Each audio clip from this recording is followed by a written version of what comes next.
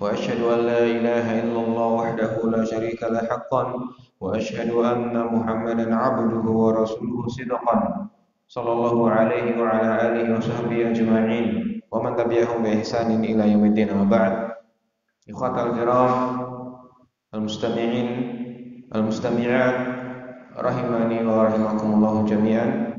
Alhamdulillah, kita memuji Allah Subhanahu wa taala yang dengan segala taufiknya dan rahmatnya dan nikmatnya Allah Subhanahu wa taala memudahkan kita untuk berjumpa dan berkumpul pada pagi hari ini, tidak lain untuk sebuah tujuan besar, sebuah tujuan yang dia adalah di antara kewajiban yang mana Allah Subhanahu wa taala melalui lisan Nabi sallallahu alaihi wasallam mewajibkan hal tersebut kepada kita, dan hal tersebut adalah thalabul ilmi, tafaqquh fid din, mendalamkan diri kita di dalam lautan ilmu, yang mana itu adalah wasilah besar, ya, wasilah terbesar kita untuk kemudian kita bisa beramal yang saleh, melakukan amal-amal kebaikan, yang mana amal kebaikan adalah hal yang nanti insyaallah Subhanahu wa taala akan ditanyakan di hari kiamat kelak.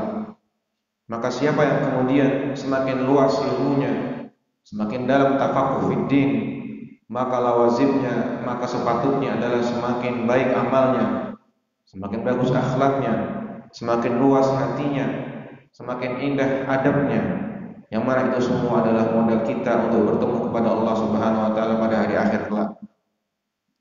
Ikhwatal kiram rahimani wa rahimakumullah jami'an, sebagaimana telah diumumkan, dars kita atau ta'lim kita pada hari ini adalah penjelasan ringkas tentang pokok-pokok akidah Islamiyah, ya.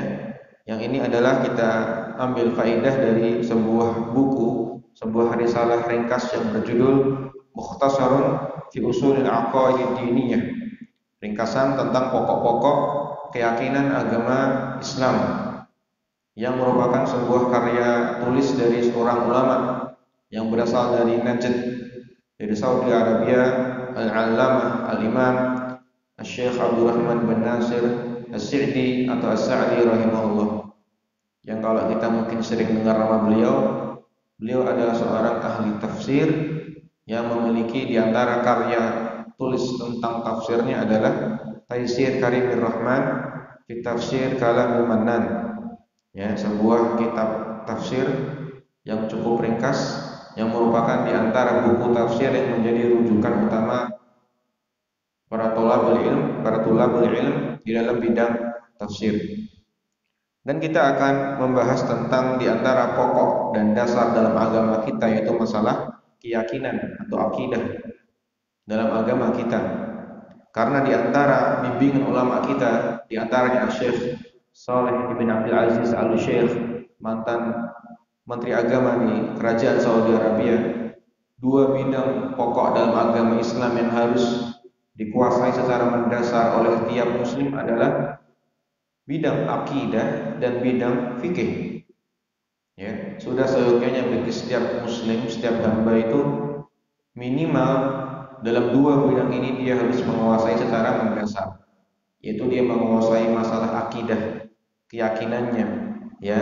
Kemudian dia harus memiliki kemampuan dasar, kemampuan ilmu secara mendasar tentang fikih, terutama fikih yang berkaitan dengan ibadah, dan fikih yang ada kaitan dengan muamalah, dan fikih yang memiliki kaitan dengan usrah atau fikih tentang masalah pernikahan dan rumah tangga. Tatkala dia kemudian mutamakin, memiliki kemampuan mendasar di dalam fikih ibadah, maka dia akan benar, akan sesuai ibadahnya di atas metode para ulama kita. Dan juga tatkala dia bekerja, mencari nafkah, maka akan bertemu dengan muamalah-muamalah. Maka dia harus kemudian minimal menguasai dasar-dasar dari fikih muamalah, agar kemudian rizki yang dia cari, ya, sesuai dengan kaidah-kaidah fikih muamalah. Dan juga tatkala seorang hamba itu menikah, maka sudah sepantasnya dia mempelajari secara mendasar, secara pokok-pokok, ya, tentang ringkasan dari fikih usrah, fikih yang berkaitan dengan masalah rumah tangga, sehingga kaitan dirinya dengan istrinya dengan anaknya, dengan nafkah-nafkah yang harus dia tunaikan, yang ada kaitan dengan perceraian dan seterusnya, dia bisa membina hubungan keluarga dengan baik. Maka inilah dua cabang ilmu pokok yang harusnya setiap dari kita memiliki kemampuan dasar di situ. Kemapanan secara dasar, secara pokok-pokok ringkas tentang akidah, dan kemampuan keilmuan secara mendasar tentang pokok-pokok dari ilmu fikih. Ini yang harusnya setiap dari kita kemudian memiliki dasar ilmu di situ. Nah, kita akan membaca tentang Mukhtasarun fi Ushulil Aqaid Diniyah, ringkasan tentang pokok-pokok akidah agama Islam. Secara ringkas, dalam risalah ini ada 5 poin pokok tentang masalah akidah ahli sunnah wal jamaah. Pokok yang pertama adalah tentang tauhid, ya. Pokok yang kedua adalah tentang al-imanu bi nubuwwati jami'il anbiya umuman wa nubuwwati Muhammad sallallahu alaihi wasallam khususan. Poin yang kedua adalah beriman dengan kenabian seluruh para nabi secara umum, serta mengimani kenabian Nabi kita Muhammad sallallahu alaihi wasallam secara khusus. Ini poin yang kedua. Kemudian poin mendasar tentang akidah Islamiyah adalah yang ketiga, al-imanu bil yaumil akhir. Beriman dengan hari akhir. Kemudian poin pokok yang keempat adalah mas'alatul iman. Pembahasan tentang keimanan. Pembahasan secara detail tentang masalah keimanan. Kemudian yang kelima dan poin yang terakhir dari poin-poin pokok dari akidah Islamiyah secara mendasar adalah thariquhum fil ilmi wal amal. Thariqah ahlu sunnah wal jamaah di dalam berilmu dan di dalam beramal. Ini secara ringkas 5 poin pokok yang berkaitan tentang poin-poin dasar dari ringkasan tentang akidah Islamiyah, akidah ahli sunnah wal jamaah. Ya, kita akan bahas poin ini satu persatu. Karena nggak tahu apakah nanti ini waktunya cukup. Kalau bisa, alhamdulillah kita bisa membahas 5 poin ini. Kalau enggak, ya kita baca dan kita bahas semampu yang Allah telah tetapkan untuk kita. Nah, Ustaz, silakan Ustaz Yunus hafizullah akan membacakan buku dan anak akan terjemahkan dan berikan sedikit tambahan penjelasan. Fadhil Ustaz. Bismillahirrahmanirrahim. Alhamdulillah wassalatu wassalamu ala Rasulillah wa ala alihi wa sahbihi ajma'in. Allahumma ighfir lana wa li sayyidina wa masyayikhina wa ulama'ina wa li jami'il muslimin wal muslimat al ahya'i minhum wal amwat innaka sami'un qarib mujib da'wat ya ghufranak Allah. Qala al-musannif rahimahullah ta'ala, bismillahirrahmanirrahim. Muqaddimatul mu'allif. Alhamdulillahi rabbil alamin wa sallallahu wa sallama ala Muhammadin wa alihi wa sahbihi wa tabi'ihi ila yaumiddin, amma ba'du. Nah, yang pertama beliau al-musannif sang penulis al-Imam al-Allamah Asy-Syaikh Abdurrahman bin Nasir As-Sa'di. Beliau wafat di tahun 1376 dan sekarang tahun 1441. Sekitar 50 atau 60 tahun yang lalu beliau telah wafat, ya. Termasuk ulama di masa sekarang. Dan beliau termasuk ulama yang memiliki buku-buku yang berkaitan tentang pembahasan akidah Islamiyah bagi umat Islam umum, ya. Kata Syekh Shalih Al-Utsaimin hafizahullah, ada 3 buku yang kemudian buku-buku itu adalah berkaitan tentang akidah yang pernah beliau tulis oleh beliau Syekh Abdurrahman bin Nasir As-Sa'di. Yang pertama buku yang berjudul At-Tanbihatul Latifah limahtawatu alaihi al-aqidah al-wasitiyah minal masail al-munifah. Buku yang merupakan syarah atau penjelas dari buku Al-Aqidah Al-Wasitiyah tulisan Al-Imam Ibnu Taimiyah Al-Hafidz rahimahullah. Yang kedua ada Su'alun wa Jawab fi Ahammil Muhimmat, buku risalah soal dan jawab tentang perkara-perkara yang penting.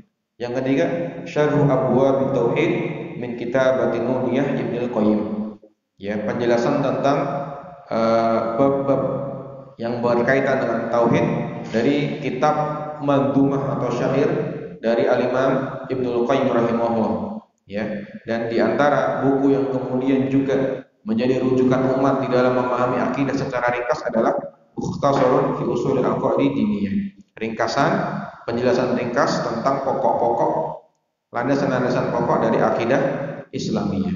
Silakan. فهذا مختصر جدا في أصول العقائد الدينية والأصول الكبيرة المهمة اقتصرنا فيها على مجرد الإشارة والتنبيه من غير قصد الكلام ولا ذكر أدلتها. أقرب ما يكون لها أنها من نوع فهرست للمسائل لتعرف أصولها وموقعها ومحلها من الدين. Nah, kata beliau, maka risalah ini adalah ringkasan yang sangat ringkas tentang pokok-pokok akidah diniyah, akidah Islamiyah, dan juga pokok-pokok yang sangat penting yang beliau rahimahullah mencukupkan di dalam risalah tersebut sekedar tentang rambu-rambu dan peringatan tentang permasalahan akidah, dan beliau tidak berpanjang lebar tentang permasalahan di dalam akidah tersebut, dan bahkan beliau juga tidak menyebutkan dalil.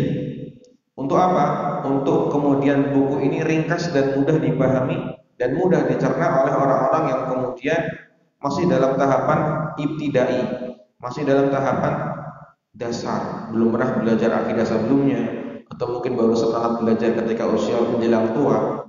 Maka buku yang paling disarankan adalah buku-buku yang merupakan mukhtasarat, ya, buku-buku ringkasan. Kalau kita mendapatkan kata ikhtisar atau mukhtasar, maka maknanya ma qalla mabna wa jalla ma'na.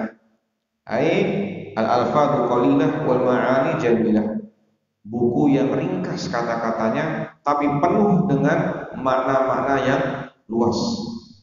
Maka seyogianya bagi orang yang merasa dirinya masih awam, baru belajar, baru hijrah, ya, baru belajar agama Islam, baru semangat, atau masih muda, maka yang paling ditekankan adalah belajar dari buku-buku pembahasan yang ringkas, ya, yang lafadznya sedikit tapi maknanya luas, sehingga mudah dipahami, mudah dihafalkan, dan mudah diamalkan.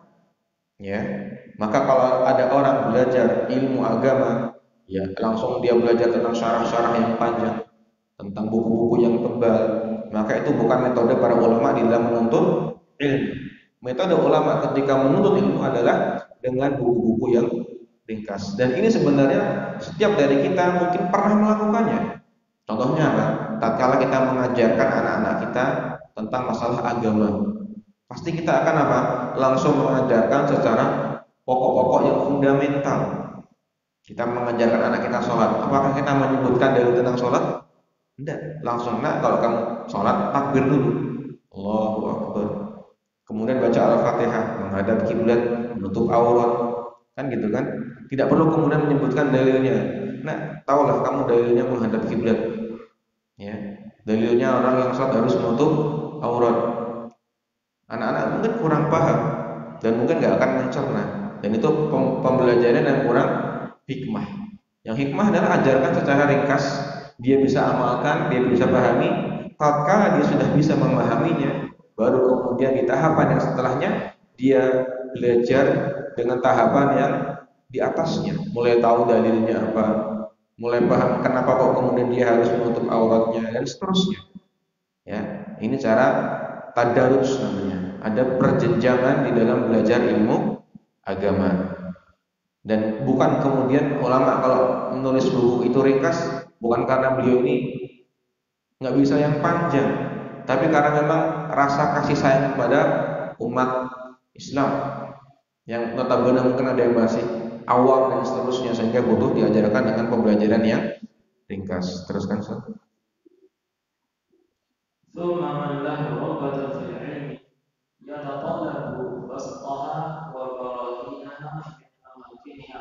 Ya, jadi kalau sudah mapan di level ibtidai, di level yang dasar tadi, seorang yang menuntut ilmu, yang pengen ilmu yang lebih, bisa mencari ilmu yang lebih luas lagi dari sumber-sumber ilmu yang lain, yaitu sumber-sumber buku-buku yang lebih luas, yang lebih tebal, dengan belajar kepada para ustadz, para masyayikh. Ya, itu metode belajar dari ulama salaf.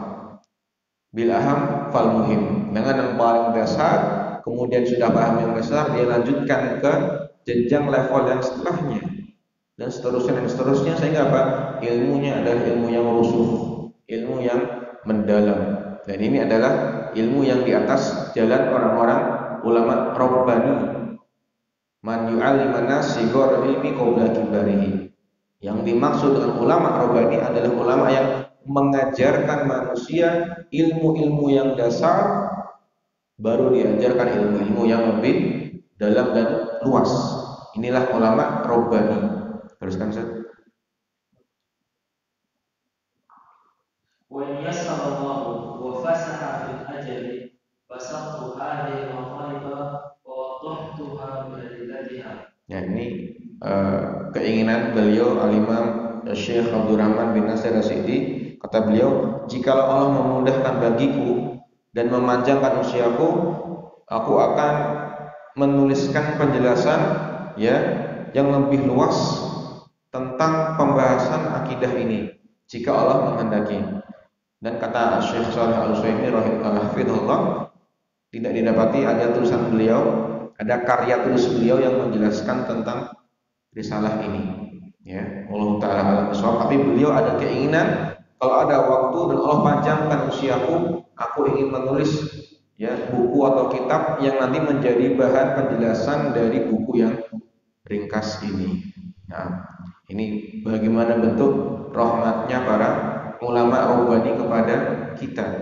Ya, dituliskan bagi kita buku-buku yang ringkas. Dan dia juga ada keinginan apa?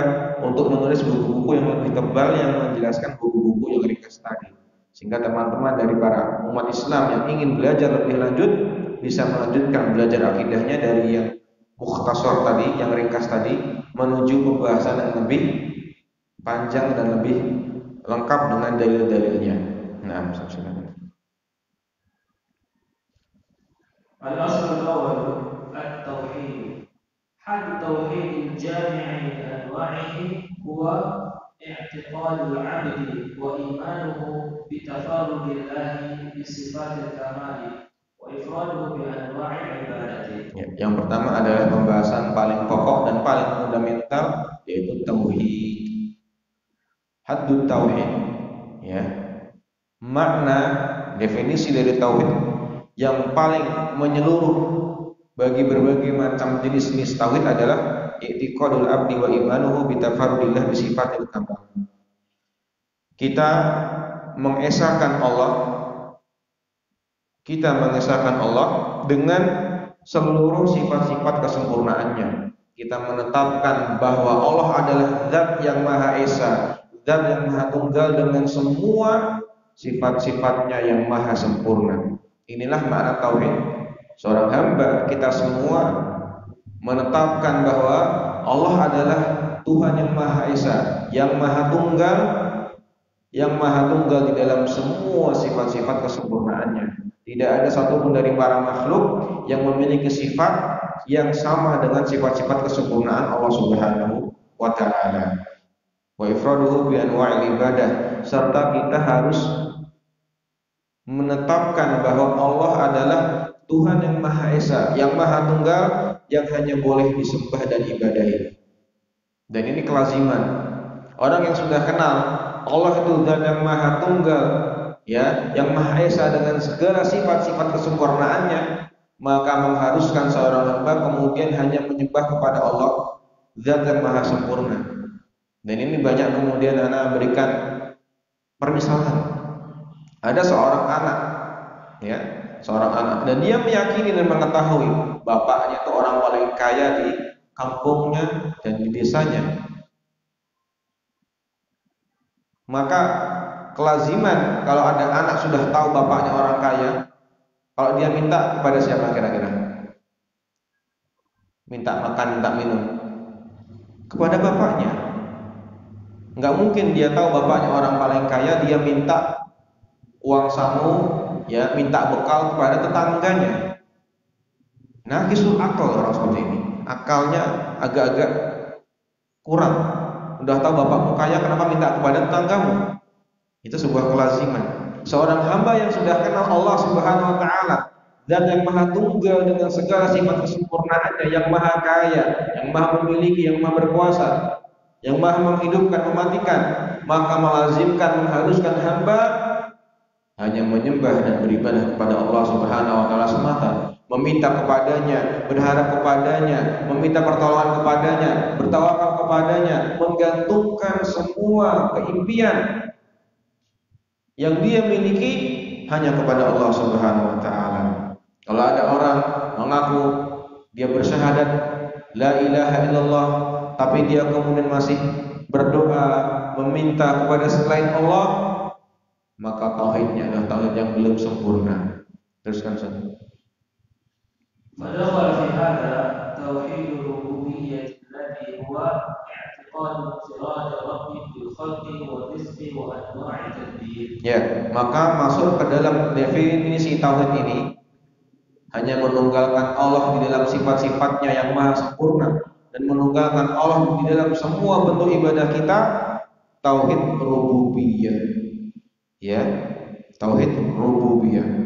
Yang mana makna dari tauhid rububiyah adalah kita harus meyakini bahwasanya Allah adalah Rabb. Allah adalah satu-satunya Rabb. Rabb dalam bahasa Arab maknanya Rabba ya Rabbu. Ya. Zat yang maha memelihara, memiliki. Ya. Jadi kalau kata Rabb itu dimutlakkan dari kata rububiyah, maknanya adalah al-khalqu war-razqu atau war-rizqu wa anwa'ut tadbir. Yang maha menciptakan, yang maha memberikan rizki, yang maha kemudian mengatur. Ya. Maka kalau kita misalkan membaca dalam surah An-Nas, qul a'udzu birabbin nas. Katakanlah wahai Muhammad sallallahu alaihi wasallam, aku berlindung kepada Allah Rabbin nas. Mana Rabbin nas adalah Malikun nas, Khaliqun nas, Mudabbirun nas. Zat yang maha memiliki manusia, menciptakan manusia dan mengatur semua manusia. Itu makna Rabb, yang menciptakan, yang memiliki dan yang mengatur. Dan ini adalah tauhid rububiyah. Teruskan Ustaz. Wa tauhidul asma'i was sifat wa huwa itsbatu ma atsbatahu li nafsihi wa atsbatahu lahu rasuluhu min al-asma'il husna was sifatil kamilati al-ulya.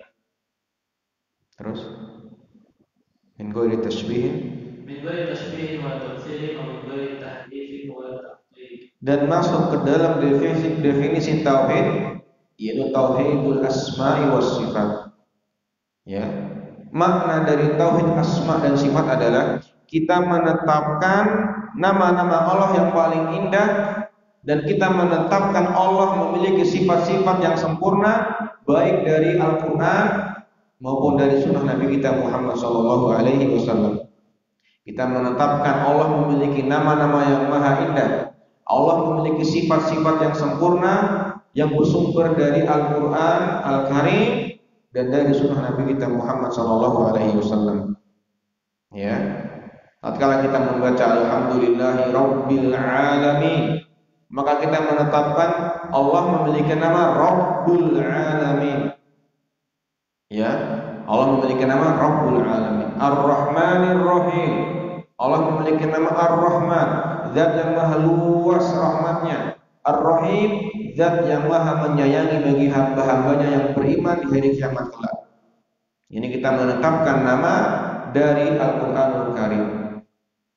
Ya, dan seterusnya dari berbagai macam nas-nas yang menjelaskan tentang nama Allah dan sifat-sifatnya. Ya, tanpa tasbih, tanpa kita menyerupakan Allah serupa dengan makhluknya, wala tamtsil, dan tidak boleh kita mengatakan Allah semisal makhluknya, dan juga tidak boleh kita tahrif, merubah lafaz dan makna yang ada di dalam Al-Quran yang menjelaskan tentang nama dan sifat Allah, dan tidak boleh taktil, tidak boleh kita mengatakan Allah tidak punya nama dan tidak punya sifat. Karena ada beberapa golongan ya dari kelompok-kelompok dalam agama Islam yang menyimpang, yang mereka kemudian menyamakan Allah dengan makhluknya. Kaum-kaum Mujassimah, orang-orang ahlu taktil wa tasbih, Orang yang mengatakan Allah sama dengan makhluknya, subhanallah amma yaqulun 'uluwan kabiran. Dan ada kelompok dari umat ini yang mengatakan makna beberapa nama dan sifat itu tidak sesuai dengan dohirnya. Misalkan Allah Subhanahu wa taala yanzilu rabbuna ila samai dunya. Nabi sallallahu alaihi wasallam menjelaskan Allah Rabb kita turun ke langit dunia. Ya. Maka mereka mentakwil yang turun bukan Allah Subhanahu wa taala tetapi rahmatnya. Ini bentuk apa? Bentuk tahrif, merubah lafaz dan makna yang ada di dalam sebuah nas. Dan tidak boleh kita mengatakan taktil. Ya, itu semua hanya sekedar majas. Allah tidak punya sifat. Karena kalau Allah punya sifat maka dia akan seperti makhluknya, yang mana makhluk juga punya sifat. Dan ini bentuk apa? Bentuk ketidaktahuan yang sangat berbahaya. Karena Allah memiliki sifat sesuai dengan sifat kesempurnaannya. Sebagaimana manusia memiliki sifat sesuai dengan kondisi manusia itu. Contohnya manusia punya sifat apa? Sifatnya bisa melihat. Ya. Maka kita mengatakan jangan ngomong manusia punya penglihatan. Karena apa? Karena anjing juga bisa melihat. Kalau kita mengatakan manusia bisa melihat, maka manusia akan sama kayak anjing. Apakah betul kalimat ini? Tidak betul. Karena apa? Melihatnya anjing dengan manusia jelas beda. Karena matanya mata manusia, cara pandangnya memandang manusia. Adapun anjing, hewan-hewan lainnya, mereka melihat dengan kondisi mereka masing-masing. Mungkin anjing penglihatannya buruk, hitam putih, tidak sebaik manusia dan seterusnya. Maka bagaimana mungkin kita mengatakan kalau kita mengatakan Allah basir, Allah memiliki sifat melihat sama dengan melihatnya makhluk? Jelas berbeda. Karena semua sifat sesuai dengan konteks yang dibicarakan. Allah Maha melihat, maka melihatnya Allah adalah Maha melihat yang sempurna, bisa menembus semua jenis hal yang ada, tidak terbatas oleh ruangan, tidak terbatas oleh waktu.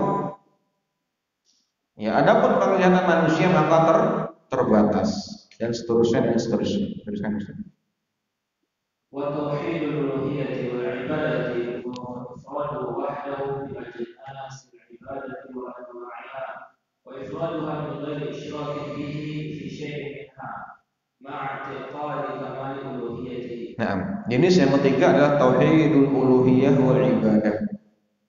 Tauhid uluhiyah dan ibadah. Makna tauhid uluhiyah ibadah adalah seorang hamba harus menetapkan bahwa Allah lah satu-satunya zat yang berhak disembah dengan berbagai macam jenis ibadah.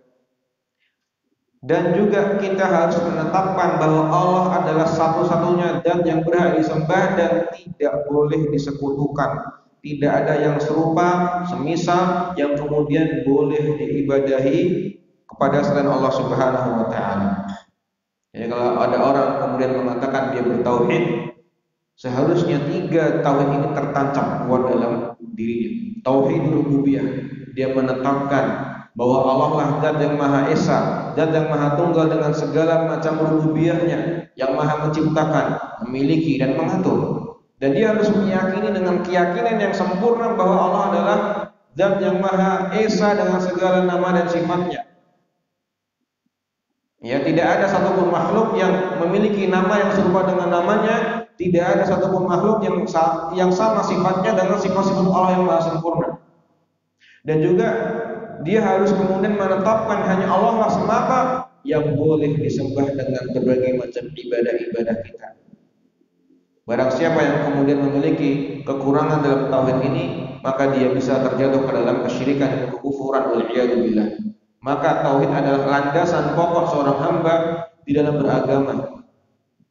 Ya, tatkala dia menetapkan bersyahadat asyhadu an la ilaha illallah, maka dia menetapkan segala macam hak-hak khusus Allah Subhanahu wa taala. Makanya kalau dikatakan ulama kita tauhid itu ada dua makna. Ada makna umum dan ada makna khusus. Tauhid dengan makna umum adalah ifradullahi bihaqqi. Kita menetapkan bagi Allah hak-haknya Allah. Kita menetapkan untuk Allah hak-haknya Allah, hak rububiyahnya, hak asma dan sifatnya, dan hak ibadah kepadanya. Tapi kalau dikatakan tauhid itu ada tauhid secara khusus. Ada tauhid secara khusus. Dan tauhid secara khusus adalah ifradullah bil ibadah. Kita menetapkan hanya kepada Allah, Allah lah zat yang satu-satunya berhak disembah. Dan ini kata beberapa ulama kita adalah makna tauhid yang ada di dalam nas-nas syar'i. Kalau ada di dalam nas-nas syar'i yang menyebutkan perintah dengan lafaz ibadah, maka maknanya adalah tauhid. Ya ayuhan nasu ubudu rabbakum, ay wahhidu rabbakum. Ada lafaz wahai para manusia, sembahlah Rabb kalian. Maka maknanya adalah wahai manusia, tunggalkanlah, esakanlah Allah di dalam ibadah kalian. Wa ma khalaqtul jinna wal insa illa liya'budun. Maknanya adalah tidaklah aku ciptakan jin dan manusia illa liyuwahhidun, kecuali untuk mereka mentauhidkan Allah Subhanahu wa taala. Ya, itu poin penting dari makna tauhid kita kepada Allah Subhanahu wa taala. Dan semua ini akan menumbuhkan cinta kita kepada Allah Subhanahu wa taala. Tatkala kita meyakini Allah yang mengatur kita, memiliki kita, menciptakan kita, semua kebaikan di tangannya, maka hati kita kemudian penuh dengan keikhlasan menghadap kepada Allah Subhanahu wa taala. Ya, maka dimanapun kondisi, tauhid adalah kunci kebahagiaan. Tatkala kita kehilangan orang yang kita sayangi, maka yang disyariatkan adalah istirja. Inna lillahi wa inna ilaihi raji'un. Lillahi ma'ata wa bihi lillahi akhada wa lillahi ma a'ta. Ayo. Segala kita adalah milik Allah dan kita akan kembali kepada Allah. Semua adalah pemberian Allah dan semua akan diambil oleh Allah. Ini makna tauhid rububiyah. Kita meyakini Allah yang Maha memiliki kita, mengatur kita, menciptakan kita. Maka yang menciptakan kita, dia berhak untuk mematikan kita. Yang memberikan pada kita sesuatu, maka dia berhak untuk mengambil yang telah dia berikan pada kita. Maka siapa yang kemudian keyakinannya kepada Allah Subhanahu wa taala sempurna, apapun yang terjadi, maka kesabaran menjadi kunci jawaban hidupnya. Makanya kita lihat para anbiya, para mursalin, tatkala diambil anak istrinya, disiksa dirinya, tidak ada kata lain melainkan ahadun ahad. Hanya Allah yang kita sembah, hanya Allah yang kita harapkan syafaat, mengharapkan ridhonya, harapkan wajahnya. Berbeda dengan orang-orang yang waliyadzubillah tidak ada tauhid dalam dirinya. Tatkala dia ditimpa musibah, maka yang terjadi adalah kebingungan, kehampaan, bahkan terjadi apa? Waliyadzubillah, akalnya hilang. Ya, banyak kita lihat apa? Ada orang kena musibah, dia seperti orang gila, tidak pakai baju, linglung, seterusnya. Kenapa? Di antara faktornya adalah tidak ada alaqah, tidak ada keikhlasan tauhid dalam hatinya kepada Allah Subhanahu wa taala. Teruskan. Madakhala fi tauhid rububiyyah itsbat al-qada' wal qadar wa annahu ma syaa Allah kana wa ma lam yasha' lam yakun wa annahu 'ala kulli shay'in qadir wa annahu al-ghaniyyul hamid wa ma siwahu faqirun ilayhi min kulli wajhin.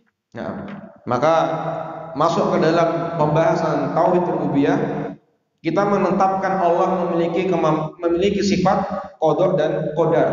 Allah yang menetapkan, Allah yang mentakdirkan. Dan masuk ke dalam pembahasan kita beriman kepada tauhid rububiyah Allah Subhanahu wa taala, masyaallahu kana wa ma lam yasha' lam yakun. Apa yang Allah kehendaki pasti terjadi dan apa yang tidak Allah kehendaki tidak akan terjadi. Ini keimanan yang kuat kepada Allah Subhanahu wa taala terkait rububiyah Allah Subhanahu wa taala. Apa yang Allah kehendaki akan terjadi dan apa yang tidak Dia kehendaki tidak akan terjadi. Wa annahu ala kulli syai'in qadir. Allah yang Maha berkuasa, Maha berkehendak dan menetapkan segala sesuatu. Wa annahu ghaniyyul hamid. Dan Allah lah Zat yang Maha Kaya, Zat yang Maha Terpuji, dan semua yang selain Allah faqirun ilaihi min kulli wajhin. Semua fakir kepada Allah Subhanahu wa taala. Hatta anbiya, hatta mursalin, hatta malaikah, semua tunduk kepada Allah Subhanahu wa taala. Bahkan tatkala Nabi kita Shallallahu Alaihi Wasallam meminta syafaat kubro di hari di padang mahsyar, tatkala semua makhluknya kebingungan akan terjadi apa di padang ini. Ribuan tahun mereka menunggu, matahari dekat dengan kepala mereka, keringat membasahi diri mereka, bahkan menenggelamkan mereka. Maka mereka pun meminta para anbiya agar meminta syafaat kepada Allah Subhanahu wa taala. Lihat, hatta para anbiya, ya, Nabi Adam alaihissalam, Nabi Nuh, Nabi Ibrahim, Nabi Isa dan seterusnya, mereka minta syafaatnya. Dan mereka mengatakan, "Salu ghairi au kama qalu," minta kepada yang selain saya. Bagaimana mereka juga fakir kepada Allah Subhanahu wa taala. Dan tatkala umat manusia meminta kepada Nabi sallallahu alaihi wasallam, "Analah, akulah yang memang berhak diberi syafaat." Tapi apa yang terjadi? Allah Subhanahu wa taala menyuruh Nabi Muhammad sallallahu alaihi wasallam untuk bersujud di dekat Arsy dengan berbagai macam zikir-zikir yang belum Allah ajarkan kepada beliau di dunia. Tidak langsung kemudian Allah Subhanahu wa taala memberikan syafaat kepada Nabi sallallahu alaihi wasallam. Tapi apa? Allah perintahkan nabinya untuk bersujud dan berzikir kepada Allah Subhanahu wa taala di sisi Arsy. Yang mana ini menunjukkan fakirnya Nabi kita Muhammad sallallahu alaihi wasallam kepada Allah Subhanahu wa taala. Ya. Kemudian wadakhala fi tauhid.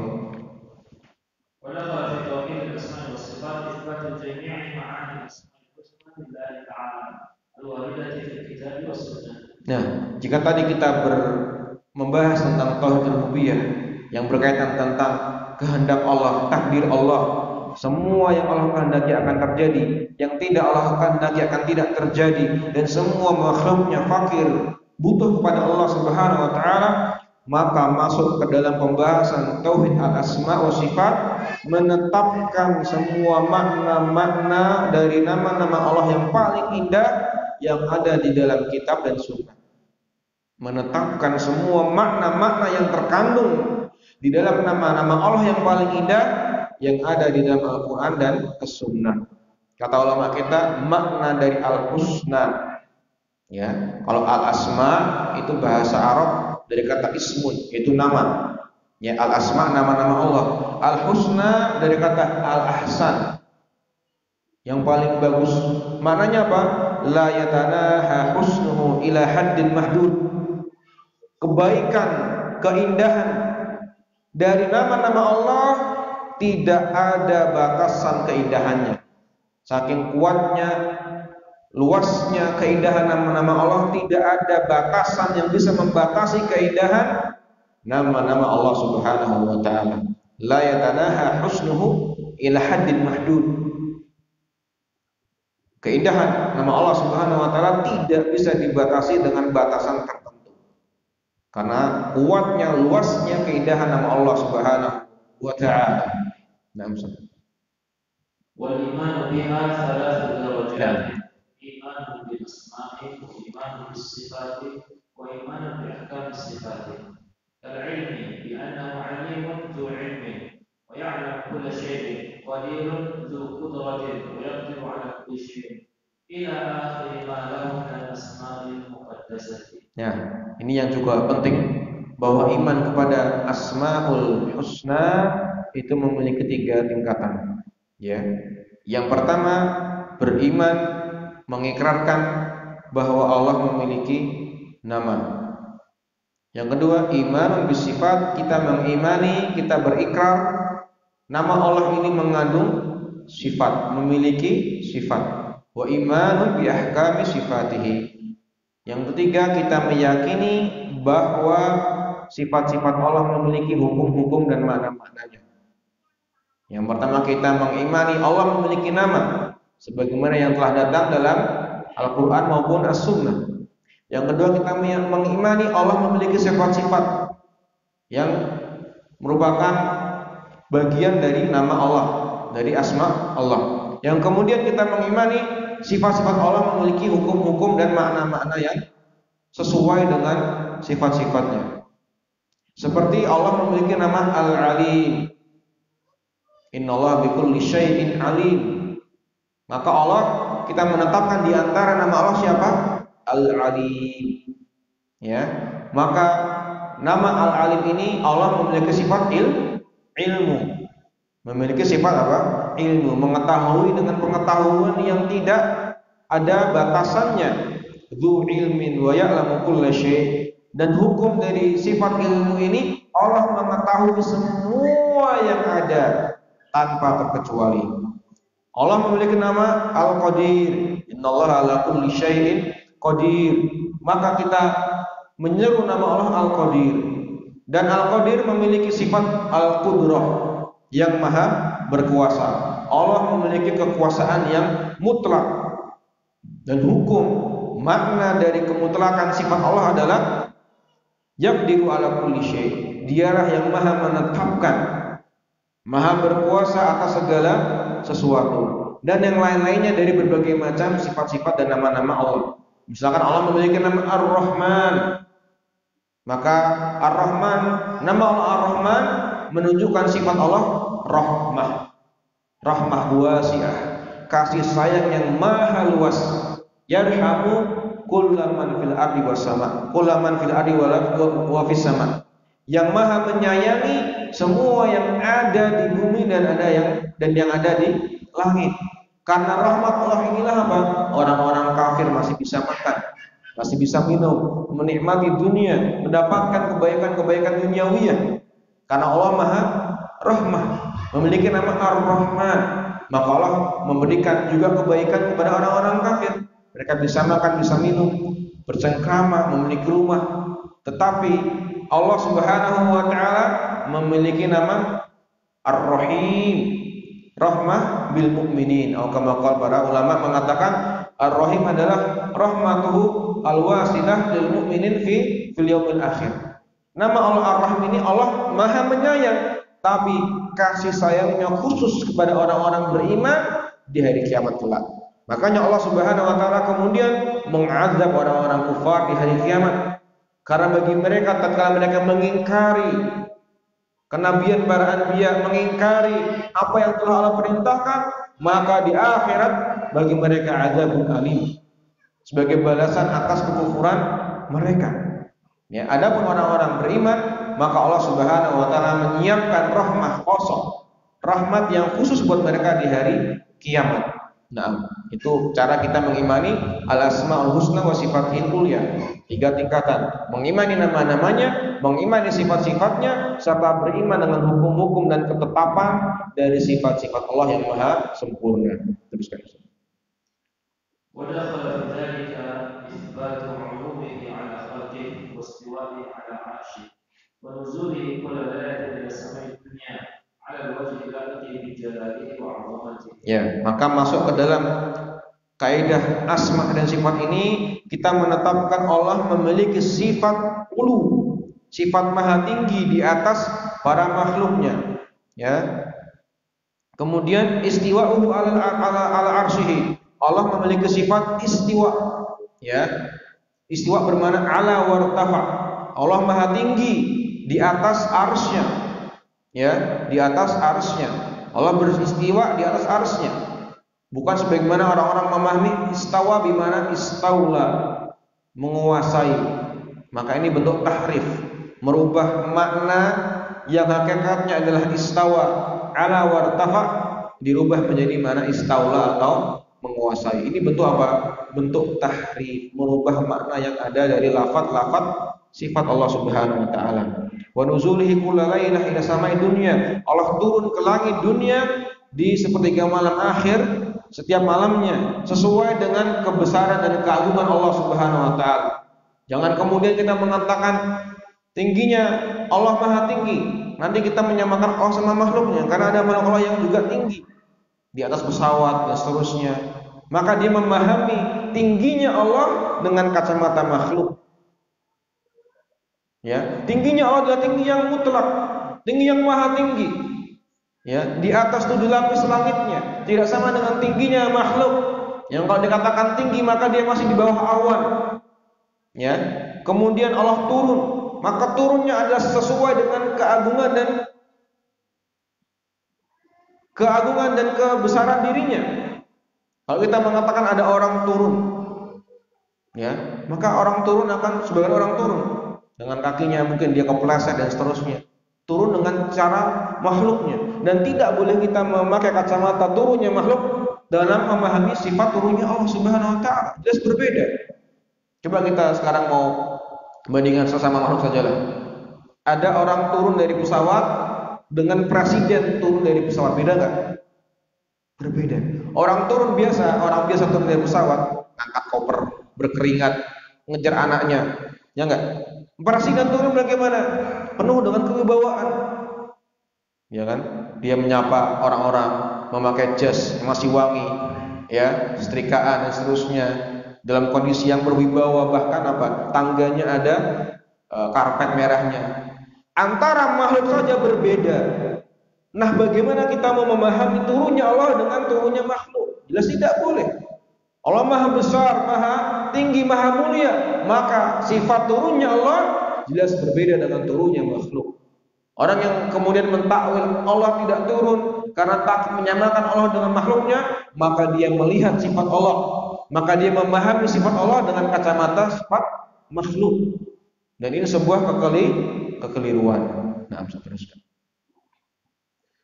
ودخل في ذلك إثبات الصفات الذاتية التي لا ينفك عنها كالسمع والبصر والعلم والعلو ونحوها. Nah, di antara poin penting, ini poin baru ya, tentang permasalahan penetapan nama dan sifat Allah adalah Allah memiliki sifat-sifat dzatiyah. Sifat-sifat dzatiyah, ini bahasa Arabnya. Maknanya apa? Sifat dzatiyah itu sifat yang tidak terlepas dari Allah Subhanahu wa taala. Sifat yang terus ada pada zat Allah, maka namanya sifat dzatiyah. Sifat yang terus melekat pada zat Allah, pada diri Allah Subhanahu wa taala, Rabb kita, penguasa alam semesta. Seperti sifat as-sam', mendengar. Allah setiap saat mendengar. Wal basar, Allah Maha melihat. Allah setiap saat dan akan terus melihat, mengawasi para makhluknya. Wal ilmi, Allah memiliki sifat ilmu. Setiap saat Allah mengetahui. Ya, kemudian wal uluwi, dan Allah Maha tinggi. Allah terus tinggi di atas arsy-Nya, tidak pernah kemudian lepas darinya sifat tingginya. Karena tinggi adalah sifat mulia dan sifat rendah adalah lawan dari sifat tinggi. Tidak mungkin Allah kemudian disifati dengan sifat di bawah atau rendah, karena Allah Maha sempurna, maka Dialah yang Maha tinggi. Tidak mungkin yang Maha tinggi kemudian diperbolehkan untuk berada di bawah. Subhanallah amma yaqulun uluwan kabiran. Ya, Allah Maha tinggi, tidak pernah Allah berada di bawah. Kemudian sifatul fi'liyah, teruskan. Sifatul fi'liyah wa hiya sifat al-iqrar bi masyiatihi qudratihi kal-kalami wal khalqi wal rizqi wa rahmati wa istiwa'i 'ala al-'arsy wa nuzuli ila samai dunya kama yasha. Yang kedua, Allah selain memiliki sifat dzatiyah, Allah juga memiliki sifat fi'liyah. Ya, dari kata fi'liyah, perbuatan. Itu sifat-sifat yang muta'alliqah bi masyiatihi, berkaitan dengan kehendak Allah. Sifat yang ada kaitan dengan kehendaknya Allah. Jika Allah menghendaki, maka Allah berbuat. Jika tidak, maka Allah tidak berbuat. Ya, seperti kalam, sifat berbicara. Jika Allah berkehendak, maka Allah pun apa? Berucap, berbicara. Wal khalqi, menciptakan. Jika Allah menghendaki, maka Dia akan menciptakan segala sesuatunya. Wa rizqi, memberikan rezeki. Jika Allah menghendaki, maka Allah akan memberikan rezeki pada hamba-hambanya. Wa rahmati, rahmat. Istiwa wal ars, beristiwa di atas arsy-Nya. Ya.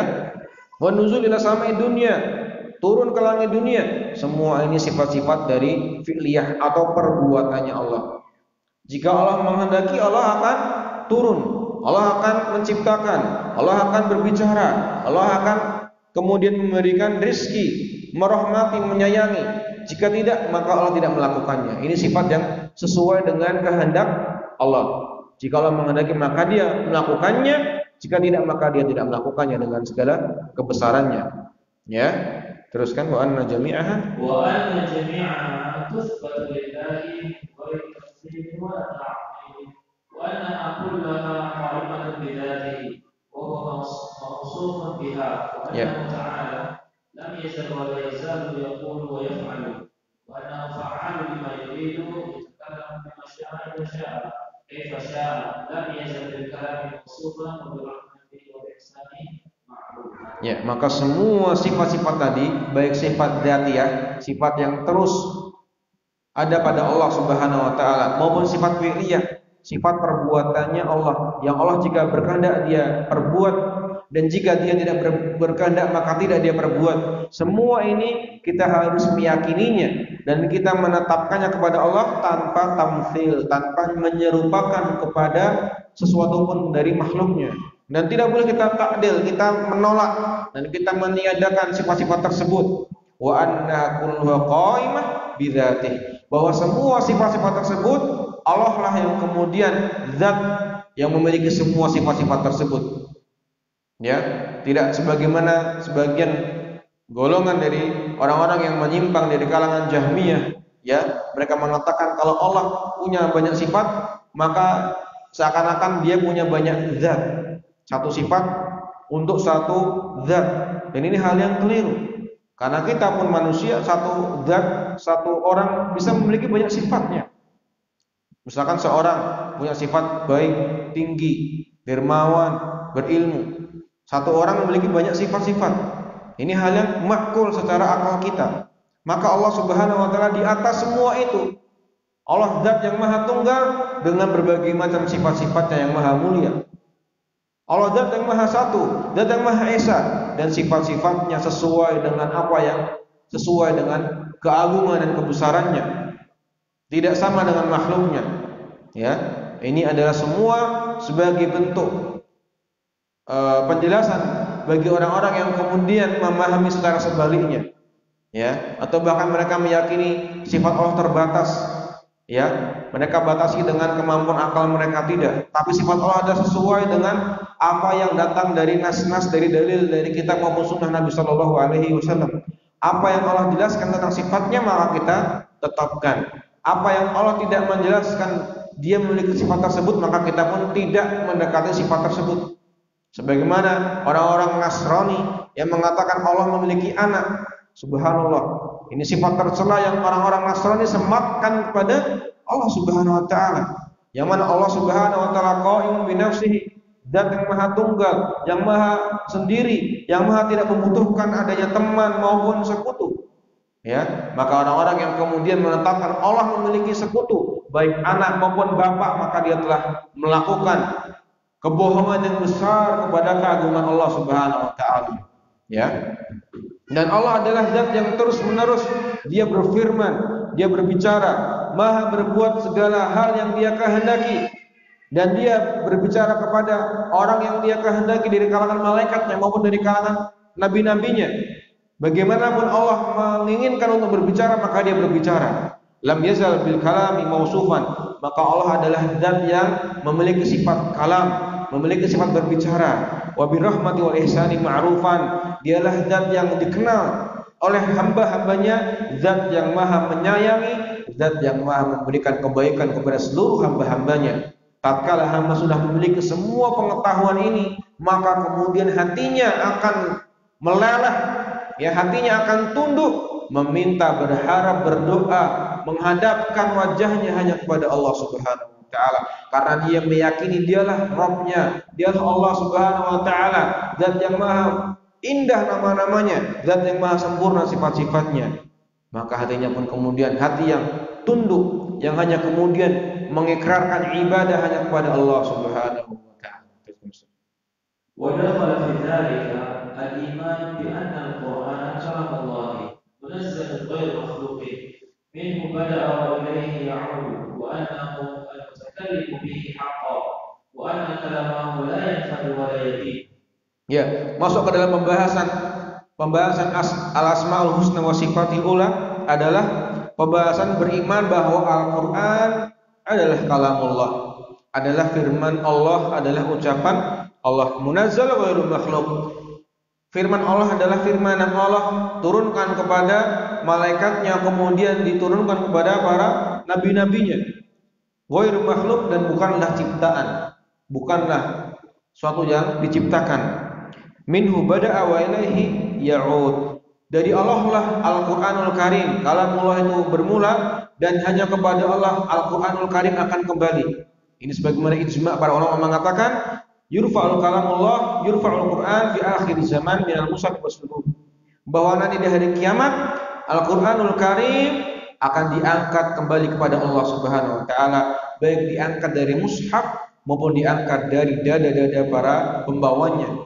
Ya, maka itulah makna dari Al-Qur'an bermula dari Allah karena dialah yang mengucapkannya, dan kelak di hari kiamat Al-Qur'anul Karim sebagai kalamullah akan kembali kepada Allah, diangkat kepada Allah Subhanahu wa taala.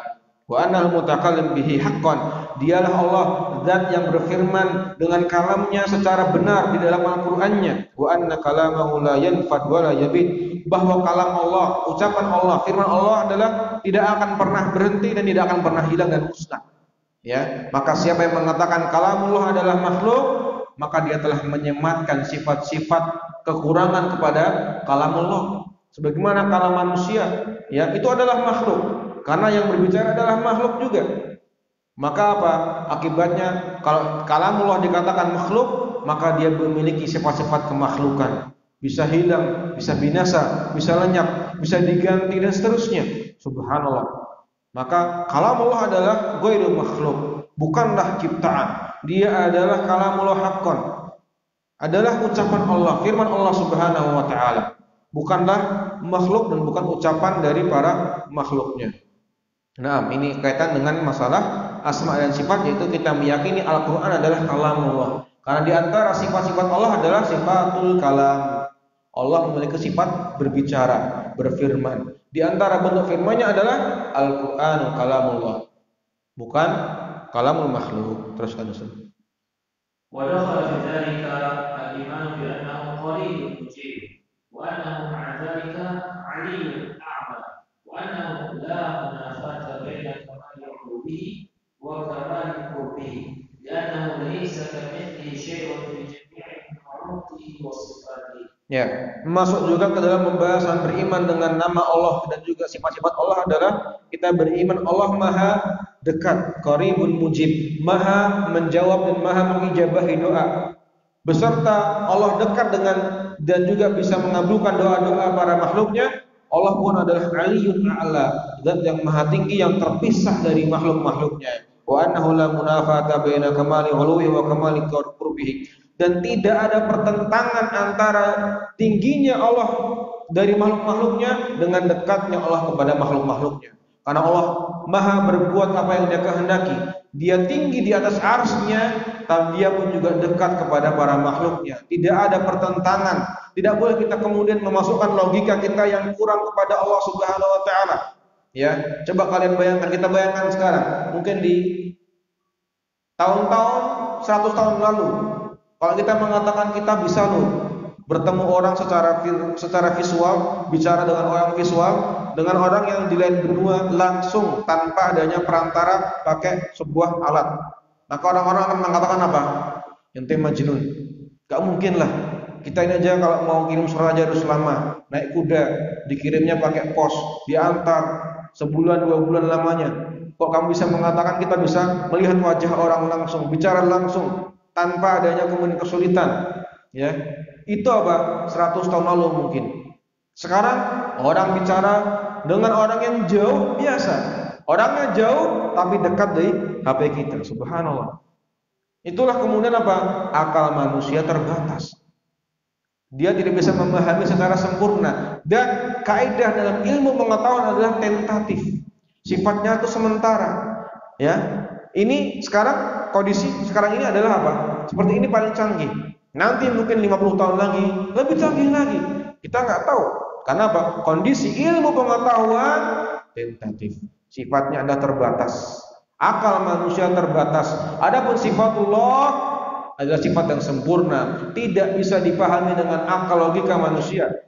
Ya, maka tidak boleh kita mempertentangkan. Kok bisa Allah Maha Tinggi terpisah dari makhluknya di atas arsy-Nya? Kok Dia Maha dekat?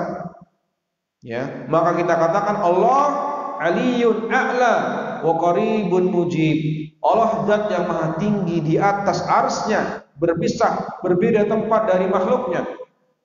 Ya, dan juga Dia dekat kepada hamba-hambanya bagi hamba-hambanya yang meminta dan berdoa kepadanya. Ya, ini perbedaan besar antara orang yang kemudian beriman dengan iman yang khalis. Iman yang kemudian penuh dengan keikhlasan berbeda dengan orang yang beriman memasukkan keraguan-keraguan dan logika yang sebenarnya sifatnya adalah tentatif. Sifatnya adalah terbatas tatkala memahami nama dan sifat Allah Subhanahu wa taala. Nah, teruskan. ولا يتم توحيد الأسماء والصفات حتى يؤمن بكل ما جاء به الكتاب والسنة من الأسماء والصفات والأفعال وأحكامها على وجه يليق بعظمة الباري ويعلم أنه كما أنه لا يماثل أحد في ذاته فلا يماثل أحد في صفاته. Nah, maka tidak sempurna ya iman seorang hamba terhadap tauhid asma dan sifat sampai dia beriman dengan semua nama-nama dan sifat-sifat Allah serta perbuatan-perbuatan Allah yang Allah kabarkan maupun nabinya kabarkan sallallahu alaihi wasallam dalam kitabnya maupun dari sunnah nabinya sallallahu alaihi wasallam. Tidak sempurna iman seorang hamba di dalam tauhid asma dan sifat sampai dia mengimani dengan semua nama-nama, semua sifat-sifat, semua perbuatan dan hukum-hukum dari perbuatan yang Allah informasikan, yang Allah kabarkan dalam Al-Qur'anul Karim maupun yang telah dikabarkan oleh nabinya Muhammad ibn Abdullah sallallahu alaihi wasallam ala wajhin yaliqu bi 'azamatihi al-bari, sesuai dengan keagungan Allah Subhanahu wa taala. Kita pahami nama-namanya, sifat-sifatnya, perbuatannya sesuai dengan keagungan Allah Subhanahu wa taala, sesuai dengan kebesaran Allah Subhanahu wa taala. Kita memahami Allah Maha melihat, maka melihatnya Allah adalah sesuai dengan kebesarannya, sesuai dengan keagungannya.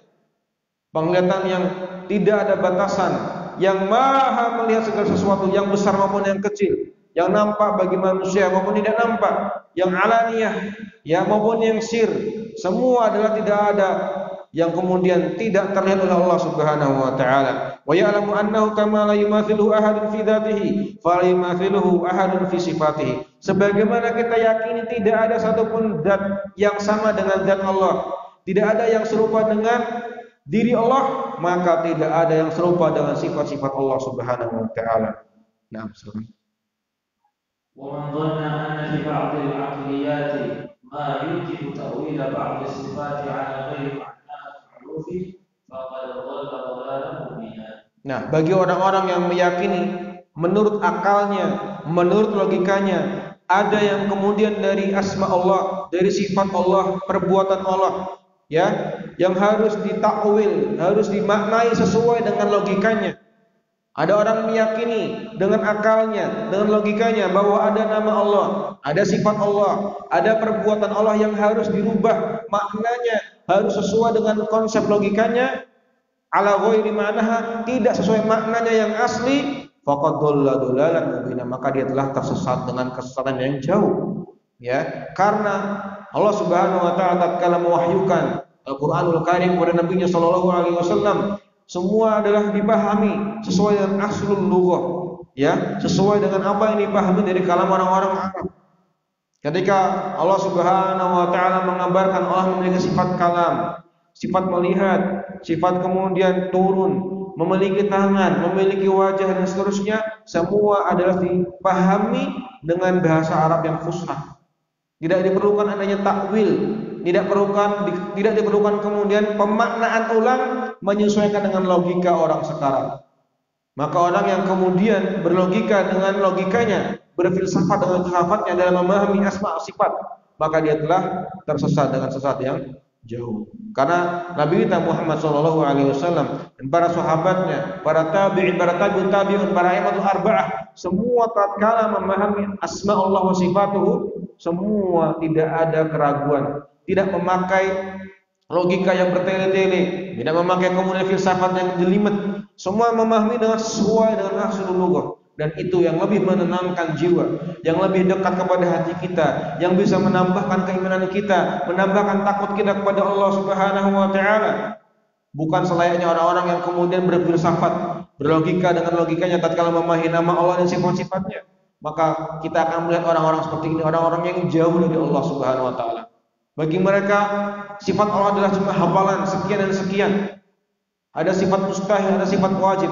Sekedar itu saja, tidak berani kemudian mereka memaknai dengan makna yang sesuai. sehingga mereka kemudian jauh dari Allah Subhanahu wa taala tatkala mereka memahami nama Allah dan sifat-sifatnya hanyalah sekedar hafalan, hanyalah sekedar angka-angka, hanyalah sekedar pembagian-pembagian logika, sifat wajib, sifat mustahil dan seterusnya, tanpa kemudian ada keimanan di situ, tanpa kemudian ada pendekatan secara hati, maka itulah menjauhkan mereka dari Allah Subhanahu wa taala. Teruskan Ustaz.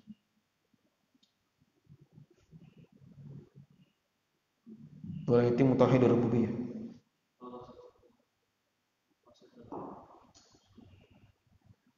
Anak wasil ya. Wala yatimmu tauhidur rububiyyah hatta yataqina al-'abdu anna af'alal 'ibadi makhluqatun lillah wa anna masyiatahum tabi'atun masyiatillah. Berpindah kemudian ke permasalahan tauhid rububiyah. Tadi kita bahas tauhid asma wa sifat, tauhid tentang nama Allah dan sifat-sifatnya. Maka kata beliau penulis rahimahullah, tidak sempurna tauhid rububiyah seorang hamba, tidak sempurna keyakinan seorang hamba tentang Allah Maha menciptakan, Allah Maha memiliki, dan Allah Maha mengatur. Imannya tentang tauhid rububiyah belum sempurna, tidak sempurna sampai dia meyakini bahwa semua perbuatan-perbuatan hamba, apa yang dilakukan oleh para hamba makhluqatun lillah, adalah semua ciptaan Allah Subhanahu wa taala. Allah lah yang menciptakan semua perbuatan kita. Semua yang kita lakukan semua adalah ciptaan Allah Subhanahu wa taala, wa anna masyiatahum tabi'atun li masyiatillah, dan Allah kemudian menetapkan hamba-hambanya memiliki kehendak. Yang kehendak hamba-hambanya mengikuti kehendak Allah Subhanahu wa taala. Ya, ini yang harus diyakini. Seorang hamba yang dia kemudian meyakini Allah Maha memiliki, Allah Maha menciptakan, dan Allah Maha mengatur, dia harus meyakini bahwa semua perbuatannya, apa yang dia perbuat, semua perbuatannya, kelakuannya, semua adalah ciptaan Allah Subhanahu wa taala. Allah mengetahui apa yang hamba-hambanya akan lakukan dan telah lakukan, dan Allah lah yang menciptakan kehendak hamba. Maka semua kehendak hamba di bawah kehendak Allah Subhanahu wa taala. Wa ma tasya'una illa ayyasha Allah. Tidak akan kalian bisa berkehendak melainkan Allah lah yang menghendakinya. Illa ayyasha Allah rabbul alamin. Ya, maka tauhid rububiyah kita belum sempurna, belum tamam sampai kita kemudian meyakini dengan keyakinan yang sempurna bahwa semua perbuatan kita, semua pekerjaan kita adalah semuanya ciptaan Allah Subhanahu wa taala. Semua keyakinan kita, ya, kita harus meyakini bahwa semua masyiat, semua kehendak kita tahta masyiatillah, adalah di bawah kehendak Allah Subhanahu wa taala. Dan yang tidak boleh dilupakan, kita tidak boleh berhujah dengan ciptaan dan dengan kehendak Allah. Ya, ini yang tidak boleh dilakukan. Apa? Kita berhujah. Loh, kamu kok mencuri? Ini kan kehendak Allah. Ya. Tidak boleh seorang hamba berhujah dengan kemudian perbuatannya yang buruk dia nisbahkan kepada Allah Subhanahu wa taala. Kenapa? Karena Allah menciptakan semua perbuatan hamba. Apakah hamba mengetahuinya? Apakah dia mengetahui takdirnya? Tidak tahu. Ya, tatkala dia mau mencuri, apakah kemudian tangannya terikat tali dari langit dan dia kemudian mencuri tanpa adanya tanpa dia tidak bisa menolaknya? Tidak. Apa yang dia lakukan? Dia punya kesadaran dan dia bisa memilih, dia punya ikhtiar. Tatkala dia kemudian menisbahkan perbuatannya kepada Allah, maka dia telah berbuat kesalahan besar. Karena seyogianya, hakikatnya di dunia dialah yang berbuat. Ya. Adapun perbuatan buruknya tidak dinisbahkan kepada Allah Subhanahu wa taala. Ya. Inilah konsep dari takdir Allah Subhanahu wa taala. Wasyarru laisa ilaika, kata Nabi SAW. Semua keburukan tidaklah datang dari Allah Subhanahu wa taala. Ya, makanya Nabi SAW juga mengatakan, "Faman wajada khairan falyahmadillah." Maka barang siapa yang mendapatkan kebaikan, falyahmadillah, maka hendaklah dia memuji Allah. "Waman wajada ghairu dzalika fala yalumanna illa nafsa." Barang siapa yang dia mendapatkan keburukan, tidak kebaikan, janganlah dia salahkan, melainkan dia salahkan dirinya. Karena dia memiliki akal yang sehat, kemampuan yang penuh tatkala dia berbuat keburukan, dan dia bisa memilih, dan dia bisa memiliki ikhtiar, maka tidak boleh dia sandarkan keburukannya kepada Allah Subhanahu wa taala. Orang-orang yang menyandarkan keburukan takdirnya kepada Allah, maka dia masuk ke dalam golongan apa? Golongan Jabariyah, yang dia menisbahkan semua apa yang dia lakukan kepada Allah Subhanahu wa taala. Nah, teruskan sedikit lagi mungkin. وأنه لا يتنافى الأمران إثبات مشيئة الله العامة الشاملة للذوات والأفعال والصفات وإثبات قدرة العبد على أفعاله وأقواله. Teruskan. Cukup ya. Wa anna lahum af'alan wa iradatan taqa'u biha af'aluhum wa hiya muta'alliqun amri wa nahi. Dan kita harus meyakini juga bahwasanya manusia memiliki perbuatan-perbuatan, kehendak-kehendak yang terjadi dengannya perbuatan-perbuatan mereka. Yang semua perbuatan hamba ini ada kaitan dengan perintah dan larangan Allah Subhanahu wa taala. Ya, semua perbuatan manusia, kehendak manusia itu ada kaitan dengan perintah dan larangan Allah Subhanahu wa taala. Apa yang Allah perintahkan maka hendaklah manusia perbuat, dan apa yang Allah larang maka hendaklah manusia menjauhinya. Ya, wa annahu la yatanafal amran, dan tidak ada pertentangan di antara kedua hal ini, yaitu isbatu masyiatillah, penetapan bahwa Allah memiliki kehendak yang menyeluruh untuk semua makhluk-makhluknya kepada perbuatan-perbuatan makhluknya, wa isbatu qudratil abdi ala af'alihi wa aqwalihi, dan kita juga menetapkan bahwa hamba memiliki kemampuan untuk berbuat dan berujar dan bercakap-cakap dan berkehendak. Ya, jadi semua ucapan hamba, perbuatan hamba, ujaran hamba itu semua adalah keluar dari seorang hamba, yang mana hamba adalah ciptaan Allah Subhanahu wa taala. Maka semua ujaran, ucapan, perbuatan, perilaku seorang hamba semua di bawah kehendak Allah Subhanahu wa taala. Semua adalah ciptaan, semua adalah makhluk bagi Allah Subhanahu wa taala. Dan yang tadi harus kita tanamkan adalah tidak boleh seorang berhujjah dengan perbuatan buruknya, berhujjah ini adalah takdir Allah Subhanahu wa taala. Ya, pernah seorang berbuat mencuri di zaman Umar, ya, radhiyallahu taala anhu, seorang khalifah, Amirul Mukminin. Tatkala dia mau dikisos, dia mengatakan, "Wahai Amirul Mukminin, bagaimana mungkin engkau menghukum saya? Wahai Amirul Mukminin, bagaimana mungkin engkau menghukum saya, padahal saya ini mencuri adalah apa? Kehendak Allah Subhanahu wa taala." Maka dijawab oleh Umar, "Thayyib, ya, tapi aku menghukum kamu ini dengan memotong tanganmu juga kehendak Allah Subhanahu wa taala." Maka apa? Sama-sama kehendak Allah Subhanahu wa taala. Apa yang Umar akan lakukan juga kehendak Allah Subhanahu wa taala. Maka tidak boleh kita benturkan antara masyiah, antara perbuatan seorang hamba dengan masyiah, dengan kehendak Allah Subhanahu wa taala. Anda kira cukup ya, sudah jam 10:30 mungkin? Ya.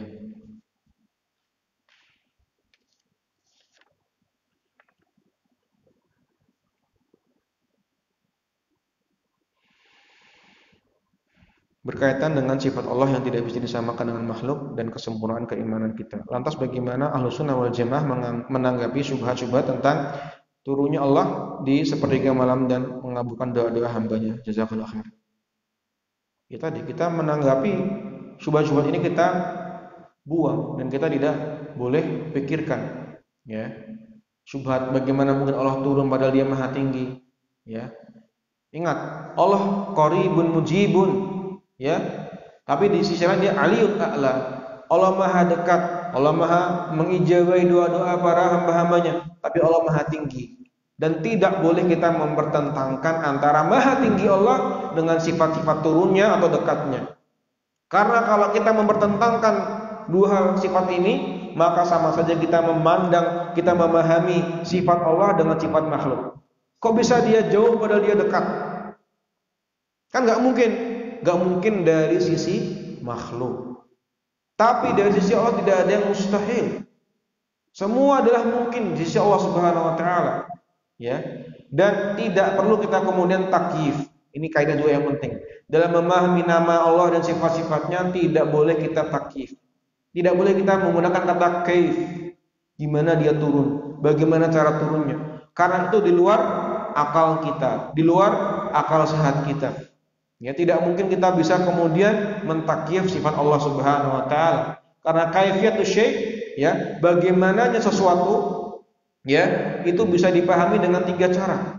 Yang pertama dengan cara melihatnya, atau melihat yang sama dengannya, atau ada informasi tentang hal tersebut. Misalkan kita tahu Masjid Nurul Iman warnanya hijau. ya, bagaimana bentuknya bertingkat dua. Kita tahu sekarang bagaimana melihatnya, ya kan? Kita bisa tahu kaifiyahnya tentang bagaimana bentuk masjid ini.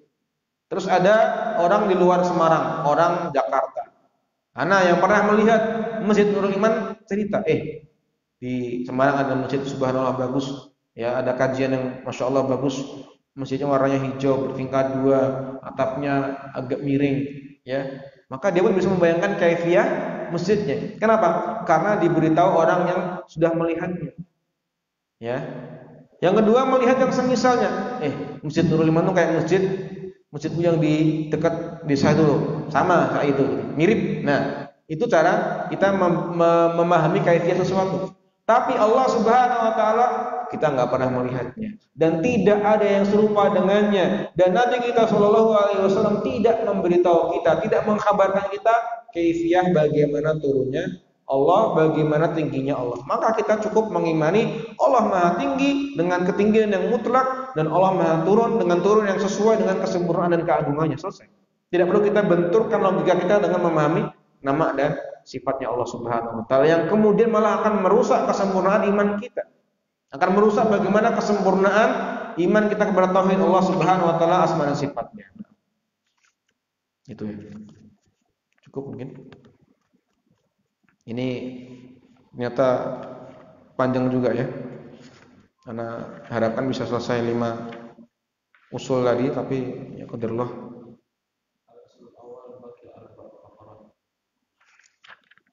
Ya, tapi akan panjang juga nanti. Dia jam segini mungkin. Cukup ya mungkin ya. Kita cukupkan, nanti kalau ada kesempatan mungkin kita bisa ambil faedah bersama-sama.